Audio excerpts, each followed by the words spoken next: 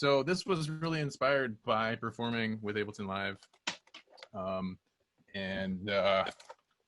It was basically frustration at wanting to have more expressive and ergonomic control. Expressive meaning like I want to be able to like tap on things and move things in intuitive ways and get really dramatic musical gestures and be able to do it in like a compact, all kind of like in one instrument in front of me, as opposed to like, oh, this box over here is good for, touch sensors, and this box over here has a bunch of, triggers for gating sounds. I just wanted to like have it all in one place. And so that's what led to this. This was really 3 different instruments. It's obvious to see that it was a keyboard. It was a Novation Remote 25, but it was also a Kurzweil Expression Mate, which is just a ridiculously long touch strip that I wrote some custom reactor patches to like split up into different zones, and a Korg Chaos Pad, another touch sensor right here, kind of hacked in here. And so this is like a super hacky thing. You can see like I need some light in there. I actually put the brains. Yeah, that's why there's so many MIDI ports, is I put one of the brains of these other devices, the Expression Mate, like built into there. And there's very simple hacking techniques involved, like glue. These are just plastic pieces from a DVD case glued onto these keys, so you can do those, really rapid fire transform moves like you would do with the crossfader on a DJ mixer. And regarding the ergonomics, I mean, the reason I shoved these touch sensors in here is because I wanted to be able to like, tap this thing to, create one effect and throw a finger on this to create another effect, and be able to kind of combine effects and sounds just with my hands and a single controller in front of me. So yeah, it was like frustration with like having these cool instruments, wanting them to be combined and be better. And that is how the Frank controller was born. And there's a whole software side to this too, which is some of what we'll explore when I show you my Ableton Live set a little bit later. So that's what kind of like got me off the ground as a solo performer. Before that time, I was still playing in bands, playing guitar as a side musician, also like starting my own bands. But it's with those kind of tools and with Ableton Live that I decided, I might be better off as a solo performer. I seem like I'm pretty good at designing new software, hardware, instruments, and yeah. And so the rest is history. This thing is the Mojo. This is the prototype of the Mojo, what would become the Mojo controller. And this is when I started playing around with like different ergonomics, like diagonal things, trying to like, just as I did in the last controller, like I really love these stuttering buttons I was using a lot in that that video. So those are close to like my filter touch strips, and thinking about like physical ergonomics of the thing, short things here, tall things here. So there's kind of some like landscape to it, and then just trying to like play with the entire kitchen sink of sensors. Like, what about a trackball? I think a trackball would be super cool. Let me do like super long throw faders, and multiple faders per channel, and yeah, just whatever I could manage to do. So yeah, this was and is an awesome MIDI controller, first custom one that I built, and that was accompanied by all kinds of super custom little software widgets. I was still making stuff in Reactor at the time, and that was a crazy durable controller, probably a little overkill on the durability factor there. But yeah, it was great. And basically, like, so many people were like, oh my God, that's the coolest controller I've ever seen. How can I get one? That I decided to redesign it, improve it, take it from prototype to production. And that led to this thing, which is the finished Mojo. So there's a stack of these out there made by myself and a small company that does not exist anymore called 60 Works. And it's pretty similar. It's just like a little bit simplified. There's no giant trackball. That wasn't that useful in the end. It's even more ergonomic. You can see it's shaped like your left hand and your right hand, and added a few things like a crossfader that I thought other people would find useful. And this is the Mojo that I still perform with today. So I can do a little demo of that in just a minute. So yeah, my instruments continued to evolve. My software continued to evolve. I started doing work for other artists, building controller for other artists. Like I built a thing similar to the Mojo, but considerably simpler for Bass Nectar, and worked a lot with Mickey Hart from the Grateful Dead, who's Bay Area artist here, making lots and lots of custom software and sounds and configuring hardware.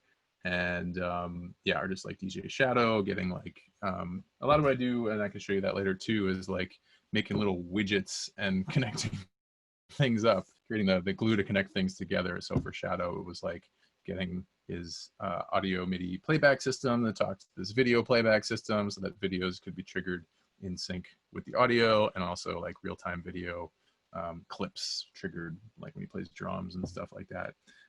And so I'm doing lots of things like that, and like making lights show up to give information to the performer and fun little things like that. And I mean, there's all kinds of gigs in parallel to all this work, but I guess I'm focusing on the like performance oriented stuff. Of course, there's production of records and music videos and all the things you do as an independent artist.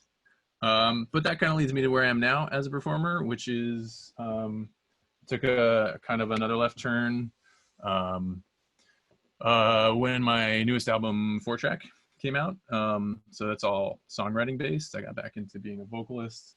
In the process of writing it, I developed like a hybrid guitar controller called the Robocaster. I'll give you a little demo of this one. How about that? Now that we're up to like modern times, things that are still configured and I can play for you. So I'll switch cameras, give you a little wider view, and let me get into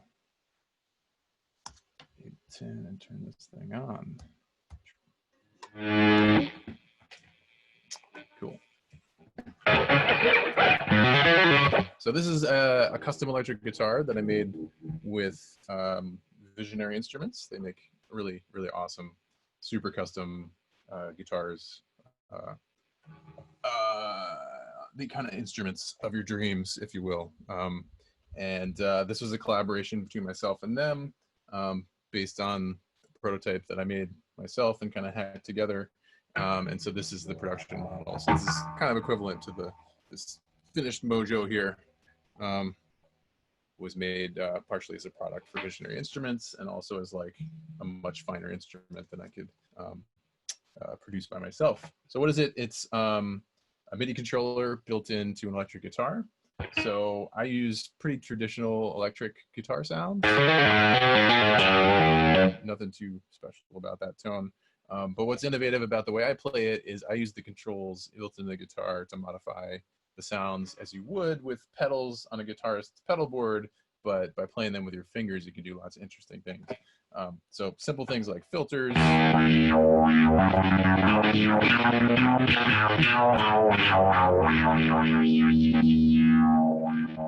little more nimble. You can use a touch strip, you know, to kind of articulate it in interesting ways. It's got motion sensors in it, so you could augment your performances through moving the instrument.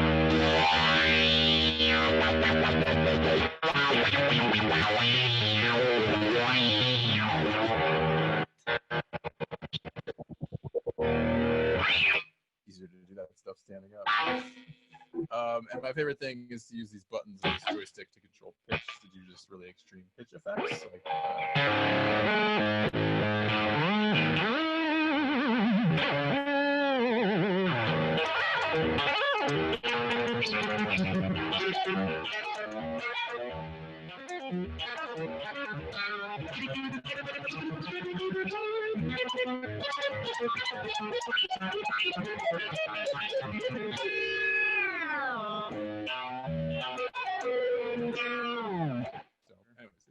thing's called the MC1. This thing's been through many, many prototype phases.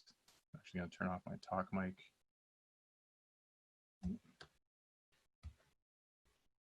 Just a minute. Turn this mic on. So this is going to glitch out because this uses so much CPU on my computer right now. It doesn't play so well with video streaming. I will actually be getting a new laptop soon, which I hope make this all easier. But anyways, you can see what this thing is and what it does. I went through many iterations of like, you know, if that's the augmented guitar instrument, what's the augmented voice instrument? And in the end, there are a bunch of iterations, which I might show you if there's time. I came to like, well, I should be able to use my favorite performance microphone. So you can throw a different microphone in this thing. You can even swap out a clip if you want. I should be able to hold it with one hand, just like I do a performance microphone. Hence the strap there, right? So I can kind of grab onto my hand. And the other reason for the strap is so I can hold it and manipulate the controls at the same time with one hand. In previous iterations, I had to like hold it with one hand and play with the other, or have it mounted on a mic stand or something like this. And so this, similar to the Robocaster, gives me all my vocal effects. Sorry, it's so crunchy. Yeah, simple things like echo, echo, echo. The tempo, like super low tempo here. Tempo, reverb, and then more fun rhythmic things. This is fun. This thing. And you can't see, but there's a little joystick back here, which I've assigned to do all the modulations for all these effects in ways that you can like combine them all, stack them, and then the modulations all make sense together. It's a super detailed, super complex array of effects, and that's why it's so taxing to the CPU of my computer right now. But the most fun things that I do with it are like pitch effects, like a simple octave, but also changing the way I try and format. And this is super fun in real time. And I also have a harmonizer thing that kind of kicks in all these harmonies. So I'll show you that in a video. But this is the MC1. This is unreleased. Don't really know what I'm gonna do with this. I'd love to like partner with a company, but it's also just been done for a while. I want to get out there, so I might just, I don't know, sell this thing independently. But I look forward to releasing the MC1 because this is super cool, and I try to make all of my instrument designs accessible to other people, because as much fun as I have with them, I feel like my purpose is better served by also enabling the creativity of others. So so that's a pretty good overview of like all my performance stuff. So I'll stop talking about that, at least as like historical, and then I think it'd be cool to shift gears and get into talking about the stuff I do in software, because that's part of what I will be teaching at Pyramind, and also what is a much more common tool than these like special controllers. There's a lot in common: MIDI controller, but Ableton is this really unique and now ubiquitous instrument for live performance, and I've been using it since it came out, and I'm fortunate in that way. So I know it pretty well, and I've gotten to know it better and better over the years, and done lots of interesting things with it. So for the focus of this presentation today, I thought I'd show you some of the rack stuff I do, because that's what you're going to actually take with you, and that'll be some interesting demo things I can show you. So all the sounds for the Robocaster, those are coming from a third-party plugin called Guitar Rig. All the sounds on the MC1 are actually built in Ableton, except for the harmonizer and pitch shifting effects. But those racks are so ridiculously complex, I don't want to pull them apart. And they're designed for that like specific joystick, and they're super complicated. But fortunately, all the stuff I play on the Mojo is actually the things I've developed the longest, or spent the longest time developing, I should say. And that's the stuff I'm sharing with all of you participants in the webinar. So I'll throw up a different camera. Hopefully you can see this in addition to my screen share. And yeah, you get a little wider shot here. So the Mojo, it's basically is just used to play back sounds from Ableton. And my favorite thing to do is to kind of remix my songs by playing back stems, having control over individual elements of the music. So here's a song where I've got guitars, drums, bass, and other stuff. Nothing happened at this part in the song. All stemmed out. And that way I can manipulate individual pieces of it without, kind of breaking the groove. And that's all done with effects racks. So I have different effects racks for different kinds of instruments. For guitars, I have these sounds.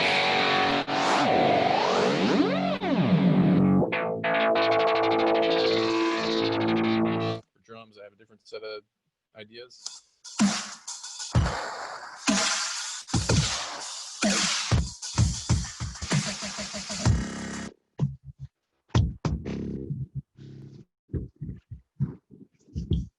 I also have like master effects where I can put together sometimes, and that's where I do more dramatic stuff to the whole mix.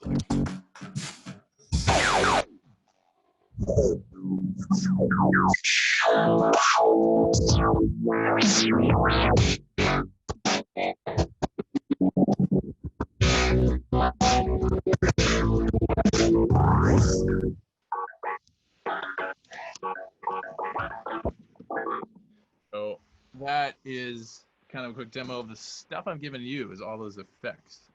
So what does that look like in Ableton? You can't see any of it because I don't actually look at Ableton when I'm performing. I'm looking at instruments and audiences because the most.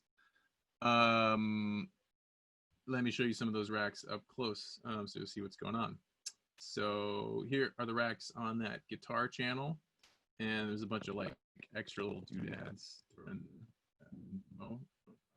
But key ones are this this reso delay effect.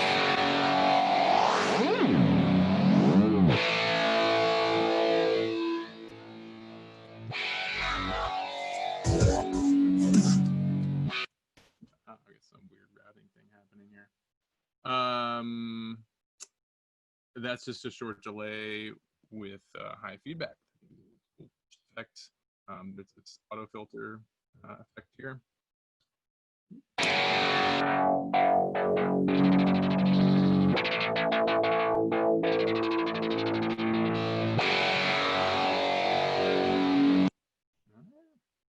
so puzzled. And you have this one here. This is the fader puncher rack, which I've opened up because it seems to be behaving strangely, and I want to know why. Oh, this button is stuck down. I somehow saved it in a weird state. So this is a combination of a special fader curve, which is more customized for live performance. So it's literally just like a fader, but kind of jumps to medium volumes more quickly. And the button, which you can tap to re-articulate sounds. So those are just the 3 effects on this channel. This one here is for like another performance style, which I might talk about later. And these are racks you'll be getting, and they're made to just be super simple performance tools. So you can just throw them on any kind of instrument. They don't have to be guitars. They usually just have one control because I like to distill, you know, what they're doing down to like 1, sometimes 2 controls, but pretty much just like 1 control, and then have all the under the hood stuff within them create the expressivity and the interest with that effect. So I'll break some of these apart. I'll mention right here because you'll probably ask later, but this triplet thing, this is a new feature that I just developed in like the last year. And this is because when you're moving through like rhythmic values with something, like this has an LFO on a filter, this sound.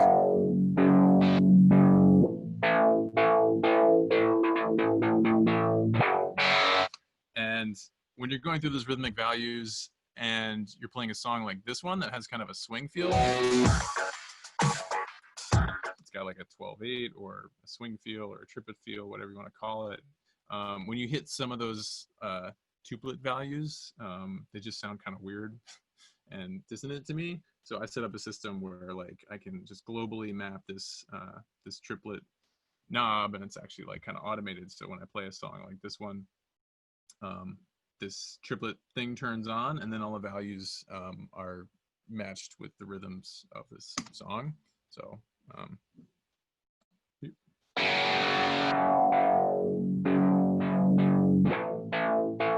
drums in there.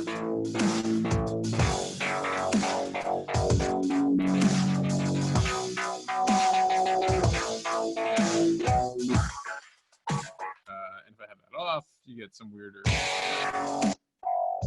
That's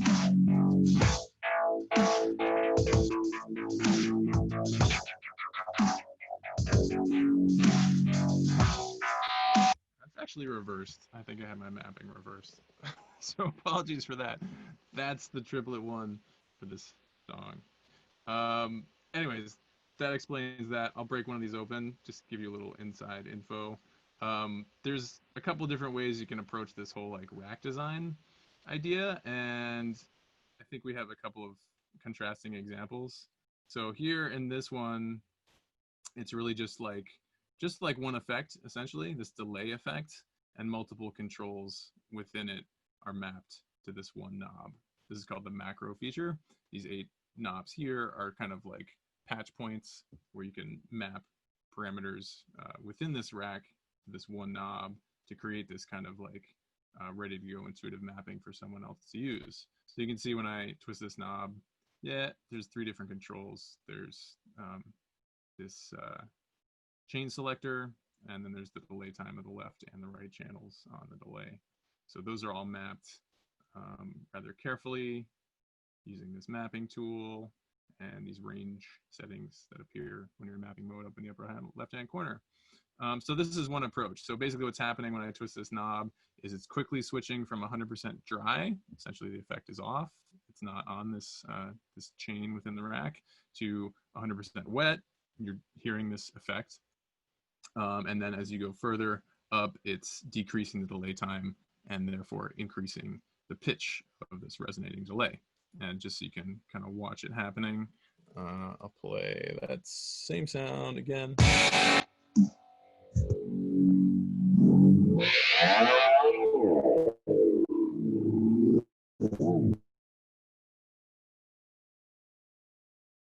This makes it really easy to play.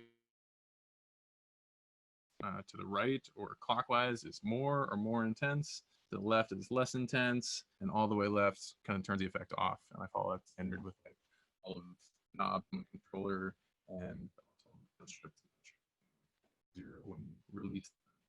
So that's one approach to rack design, where you just have one knob kind of modulating the parameters of essentially one device. And this is the other approach that I use most commonly, which is useful when you want like really specific specific values of things, right? So it's a little more complicated in execution. Instead of just the 2 chains, the dry chain and the effect chain that we had here, there's dry and wet. In this auto filter effect, I've got dry, and then I've got 1, 2, 3, 4, 5, 6, 7 different affected chains. You probably have the same mapping here with the chain selector. So you can see it goes from the dry chain at the top when it's all the way to the left, but then it sequentially goes through all these different chains. And the reason to do that is because I want really specific settings for the primary effect I'm using here. The primary effect is this auto filter effect. And it's because, for example, you can see this first one, the rate setting of the auto filter is set to quarter note. And for the second one, it's set to 1/8 note. And so that means I've skipped over the value of 3/16 and 1/6 to go to 1/8. So if I was just to map this rate knob, you know, over here to my macro knob, I would have to go through those values, and that would wind up with not only some of those weird triplet, tuplet things I was talking about before, kind of conflicting rhythmic values, but it's like I'd have to go through all of them, and to me that's not the most musically useful thing. So I go from quarter note to 1/8 note, unless the triplet knob is on. It goes to 2 different values, so this is where the rack gets complicated. But if it's in duplet, it goes to 16th note, so it's quarter, 1/8, 16th. It's a very kind of like mechanical rhythmic progression, but it makes a lot of intuitive sense when you're playing it.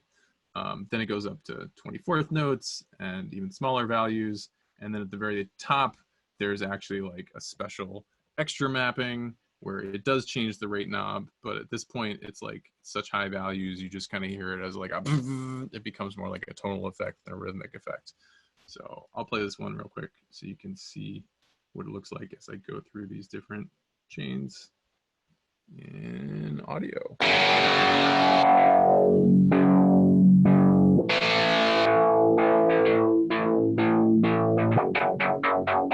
So this is the Triplet fill.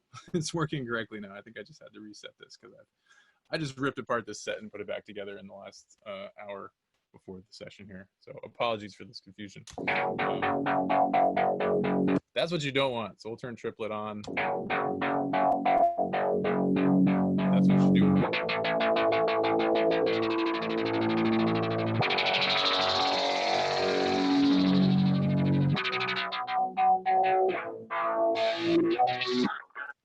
So I'm not nailing that performance twist there.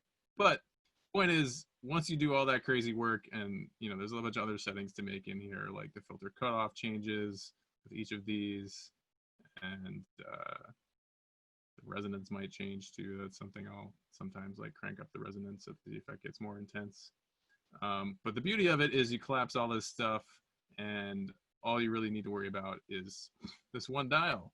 So between your knob and, in my case, my touch strip, I have all these musical possibilities.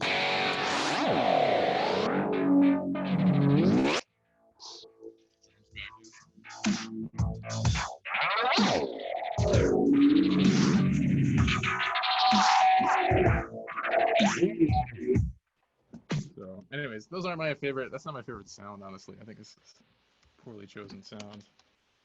I'll give you a better example here.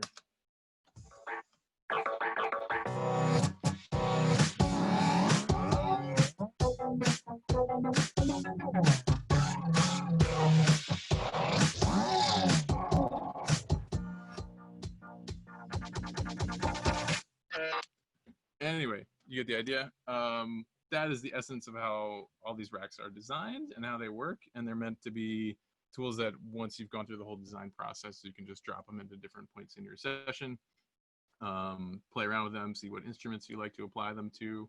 Some of them are kind of instrument specific, like some of these drum sounds to kind of emulate like drum fills, like making rhythmic delays and beat repeats that get, progressively more intense.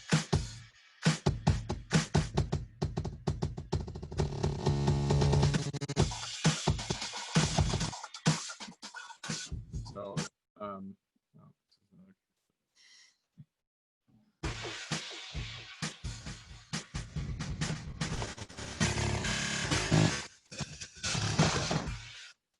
anyways, because they all have the same defaults of like twist left to turn them off, it's really intuitive to use them.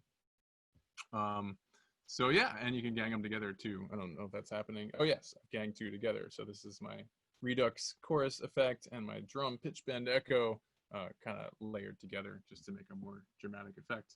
And that's kind of my whole MO, is like make it really intuitive. Like I just do one gesture. I'm only experiencing like more intense, less intense as a performer.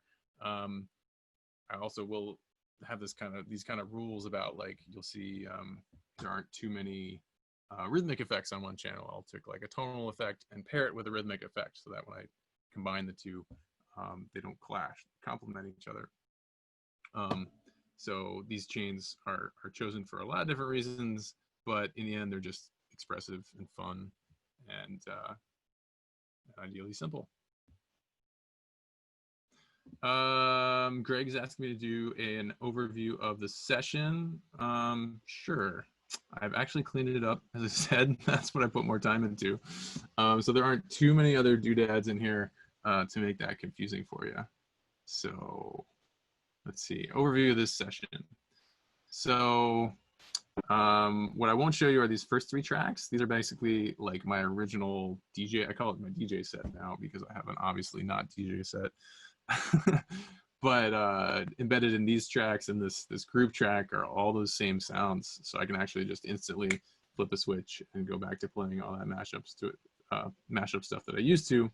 But those are just basically audio tracks that pipe audio into these 4 tracks right here. So these 4 highlighted tracks, these are the 4 tracks that are playing back the stem audio from my songs: guitar, drums, bass, and effects. That's just a name for whatever, another track.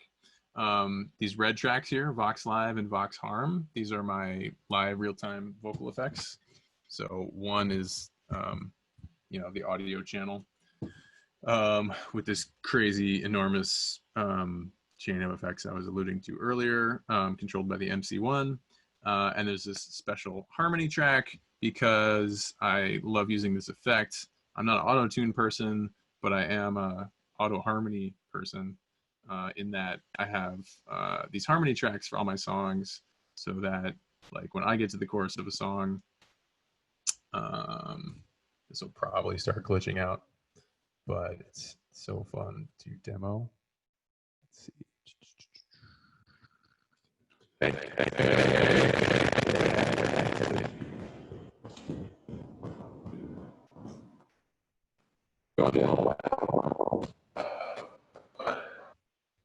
Just to explain the concept, there's basically this MIDI track that plays MIDI notes into a special harmonizer effect on my vocal track.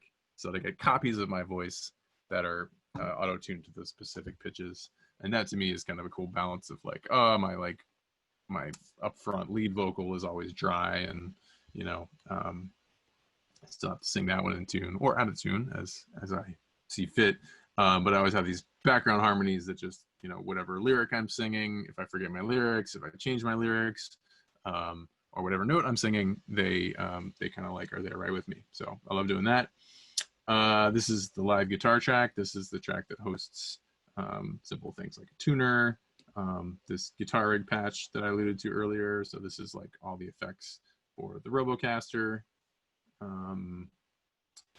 This might be a spinning wheel for a moment because this is another ridiculous effects chain. And there's, you know, Guitar Rig's own like racks feature. So you have racks within racks and insane modulations. And there's a lot going on there. This GT MIDI track, you just need this to route MIDI to Guitar Rig. That's just the way it is. It's just like the vocal harmony track. It's like if you want MIDI going from either one of your hardware instruments or a track, like this Vox Harm track, if you want that MIDI to go to a plugin, you have to have the MIDI on its like its own track and then route it to your audio track, to the plugin on the audio track. So anyways, these are just kind of helper tracks. You could think of this GT MIDI track as a little helper track for this one. So yeah, and that brings us to Max for Live stuff. So that'll be a quick segue because I don't want this to go too long. And shucks, we're almost at 5 o'clock. So I'll show you some little Max for Live doodads.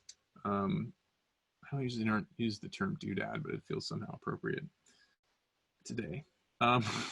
So these are the ones I actually use in my performance that I've designed for me. They're not super beautiful. I'll show you some even less beautiful ones shortly.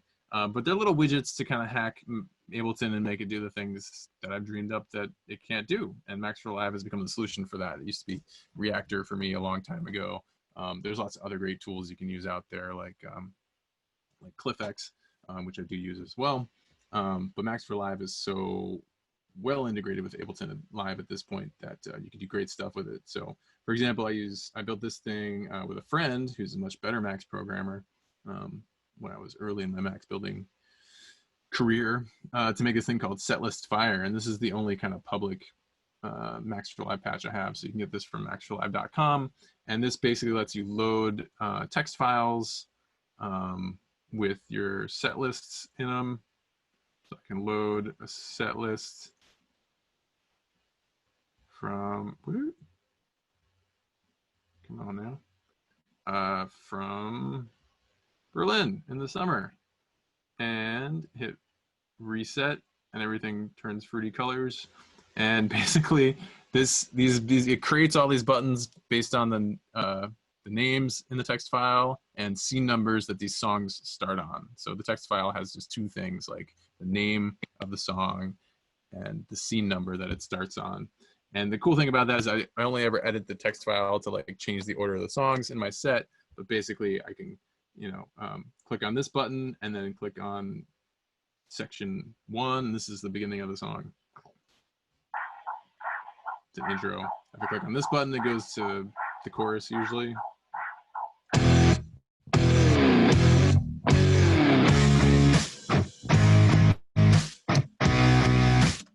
and those are all MIDI maps. So basically I never have to touch the computer, and the only thing I ever look at the computer for is I look at it like a set list, like I would, you know, a piece of paper on the floor, like when I'm playing a conventional show without all the electronics.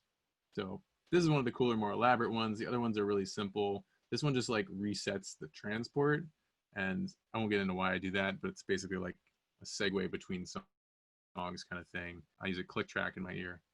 That's why this click track exists over here. That just makes me rhythmically tighter, and I like to be rhythmically tight. But it becomes a problem when you want to like start a new song like immediately, you know, but Ableton's always doing its thing, and you have to deal with Ableton's quantization tools. So anyways, if I hit this thing, it just pops the transport back to 1. Yay. This multi-mapper thing, this is the thing I actually use to map to all those triplet knobs, and I think I broke it in the process of preparing this to show this to you today. It's one of the things about Max for Live is you really need to know what you're doing to make really good Max for Live stuff, and I'm not the best with it. I'm not an expert. I think I use too many tools and I wear too many hats and play too many roles as an artist. And Max for Live is not something I'm super expert at, so I bring in super experts when I need something to be super stable. But yeah, I mean, this one that just lets you assign one knob to like, I don't know, 20 different destinations. And so this is where I fan out basically this one hardware switch on the Mojo, and it controls all those triplet knobs. And then this is actually automated with dummy clips, so that when I play a song with a triplet feel, it automatically turns on and automatically turns off. Here's another widget. This was just because I wanted a switch on the Mojo that could switch between quantization off, because sometimes I like to be able to just like trigger songs like rapid fire.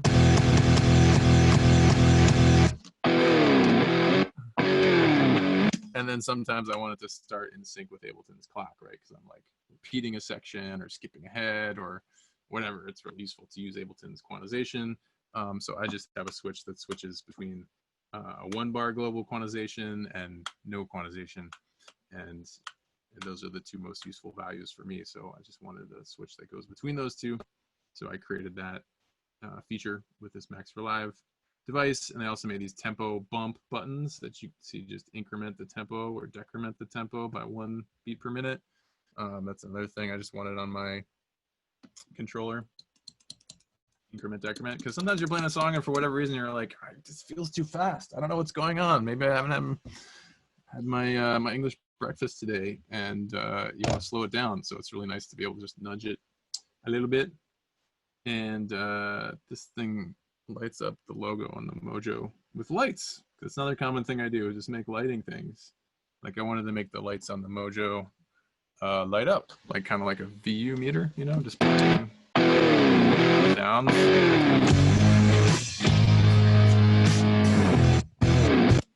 So this is a Max for Live widget that listens to an envelope follower on my master track, and it lights up these 4 lights under these buttons on the Mojo, like a volume meter.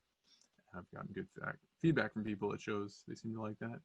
This is a tempo control that you can automate. That's because I have songs that have accelerando, decelerando. How's my Italian?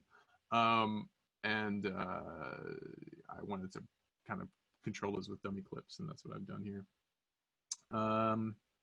Yeah, the only other things I brought in here, this is this click track I spoke about earlier. This is just a keyboard instrument that I use to like practice and warm up my vocals and like check the tuning of things. This is a resampling track, so I can always record my performances. Really, really useful thing. These are some other Max patches. I want to show you some of the stuff that I've made for other projects and other people.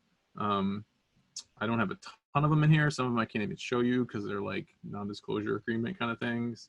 But just some of the other things you can do with Max, like this one I made to map 16 pads to like specific things. Like I wanted to have a generic note number mapping on my pad controller, but I wanted to have it play different scales, you know, so like I could turn this thing on, turn another one off, and it would be different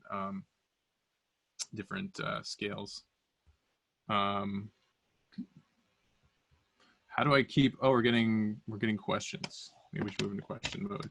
So anyways, just real quickly, in case you're wondering, this is a widget for my boombox, Jambox back there in the room, which I don't have time to show you today. This is another thing I made for another artist that saves CPU. Actually, that kind of segues to the next question. It's based on like knowledge of how Ableton uses multi-core processors to distribute loads. And I made this tool to like distribute the load of an artist's pretty crazy effects presets to different cores of processors on his computer, of the processor on his computer. Yeah, that was a Mickey Hart thing. This is a Live Instruments thing. This is a really cool thing for Zach Danziger. You should check out Zach Danziger if you're a drummer. Yeah, modded somebody else's patch. Anyways, more Max for Live. So that's it as far as overview of the session. So I think maybe we can move into some questions. Yeah. I could just answer them from Greg Gordon's texts here. That's one way to do it. I got the chat open too. So if any of the other hosts want to guide me, let me know. But how do I keep from overloading CPU is the question. And the answer is gotta learn how it works. Learn, like you were asking about probably about the racks. Like, right, I showed that rack with like, 10 different auto filters, and you might be saying like, why did you do that? Isn't that going to use 10 times the CPU? And Ableton, with its built-in devices, has a pretty intelligent system for managing CPU load, whereby it's always kind of like looking to see if there's audio flowing through a device. So in that specific example, like if I have audio playing on this track through something like a filter, it's only going to play through one of these chains at a time, basically this staircase of chains, because none are overlapped except at the end. It means it's only going through one filter at a time. And Ableton's smart enough actually to manage the CPU and not use CPU for the filters that are not being used. You can't expect that with everything. If you put audio through an echo, for example, it's going to echo for a while, potentially. So you have to understand kind of how all these things work, and know which things you can turn off and on when. And it's different for all different software. Like I have a different strategy for Guitar Rig because it's kind of its own beast. So third-party softwares like that VST plugin will have their own CPU management systems. And that's one of the geekier things that like I have learned how to understand that I can help artists with, is how to manage, using more stuff in your system without crippling the system. Do these performance controllers all have to run through live while doing a live performance? Some of them you mentioned have brains, but if a lot of modulation is happening at once, how do you avoid CPU overload? So the first part of the question, do they all have to run through live while doing a live performance? Yeah, I mean, Ableton Live is the hub of my live world. It's where the controllers all meet. It's where the audio from sources like the microphone and the Robocaster guitar meet. And so yeah, they all definitely have to stay connected to Ableton. When I say brains in the controller, I think I'm probably referring to the fact that there is a little computer inside there, and inside each and every one of these things, there's this whole weird concept right now that like hardware is not the same as well, what am I trying to say? People think like a digital piece of hardware is like necessarily better than, or more stable than what you could run on, say, like this Apple computer in front of me. And to a certain degree, that's true. Like there's a really ridiculously complex operating system running on this laptop in front of me that wouldn't run on some digital hardware. I don't have an example within arm's reach, but yeah, if it's a purpose-built digital thing, like I've been working with, preparing to work with one of these Boss loopers, RC505. It's a purpose-built computer, so it's going to run more efficiently and it's going to be more stable, but it's still a computer inside there. And if you know how to wrangle your personal computer, you can make it close to as stable as a piece of hardware like that. takes a little more work, but in the end you get something that's much more powerful and much more flexible. And that's why I'm still, after all these years, juiced up about using things like Ableton Live. They're so powerful and so flexible. Yeah, it seems like CPU. We got a couple more questions coming in. Can you hear me? Instead of me texting them to you, I thought I'd just jump in and moderate for you. Can you elaborate at all? Yes, you're not alone. Can you elaborate at all on how you use your tuning channel for your vocals and instruments? Somebody, anonymous attendee is asking that. Tuning channel. You might just be referring to the tuner. You might have seen on the guitar channel here. I'm not sure if they're referring to the tuner or if they're referring to the MIDI notes that you're using for harmonizing. Okay. What can you tell us which harmonizer you're using that's reading that MIDI note information? Yeah, it's Isotope vocal synth. So it's buried in a rack here somewhere. But yeah, I use vocal synth. So this, and also I use one called Manipulator also, which is different and awesome in different ways. And these will both take MIDI notes in and create harmonies based on those notes that you send them. And that could be real time. You can play it from a keyboard. It could be clips, MIDI clips like I'm using.